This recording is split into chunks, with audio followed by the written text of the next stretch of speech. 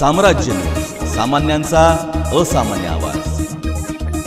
कर्नाटकचे मुख्यमंत्री बसवराज बोम्माई यांनी केलेल्या सोलापूर व अक्कलकोट कर्नाटकात मोडत असल्याचा दावा केल्यामुळे त्यांच्या या वक्तव्याविरोधात सोलापूर मनसेकडून त्यांच्या पोस्टरला जोडे मारो आंदोलन करण्यात आले। यावेळी त्यांच्या विरोधात घोषणाबाजी देखील करण्यात आली।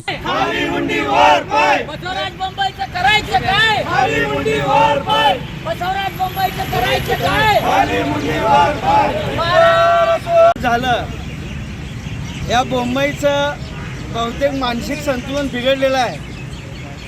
कारण गेले 30 ते 35 वर्ष झालं सीमावादीचा प्रश्न सर्वोच्च न्यायालयामध्ये प्रलंबित असताना त्याच्यावर काही दिवसांनी सुनावणी असताना जाणून बुजून बेळगाव बरोबर जत तर मागास लागले।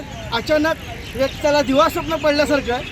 त्याचबरोबर या मूर्खाला सोलापुरातलं अक्कलकोट आणि सोलापूर पण पाहिजे ही जी त्यानं जाणून बुजून जी वक्तव्य करत आहेत याच्या मागं त्याच्या मनामध्ये काहीतरी रसत आहे की या देशामध्ये अशांतता नांदली पाहिजे, या राज्यामध्ये अशांतता नांदली पाहिजे।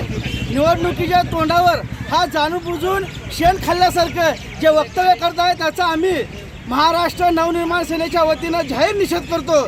आम्ही त्यांना सांगू इच्छितो की सन्माननीय राष्ट्रपतींनी आणि सन्माननीय पंतप्रधानांनी त्याला चांगली समज द्यावी आणि कायमस्वरूपी हा सीमावादीचा प्रश्न कायमस्वरूपी मिटवून टाकावा। आणि बोम्माईंनी एवढं लक्षात ठेवावं की महाराष्ट्राला अखंड ठेवण्यासाठी या महाराष्ट्रामध्ये एक वाघ आहे, एक शेर आहे जो सन्माननीय राजसाहेब ठाकरे। एवढं लक्षात ठेवा, महाराष्ट्र नवनिर्माण सेना कदापि यापुढं असल्या गोष्टी सहन करणार नाही। एवढं त्यांनी यातून शिकून घ्यावं। मी तुम्हाला अजून एकदा सांगू इच्छितो की कर्नाटकाच्या सरकारने इथं जर आता आमचे जिल्हाध्यक्ष म्हणलेले आहेत, आमच्या इथं या सोलापुरामधले कन्नडी पण सुखी आहेत, तेलुगू भाषिक सुखी आहेत।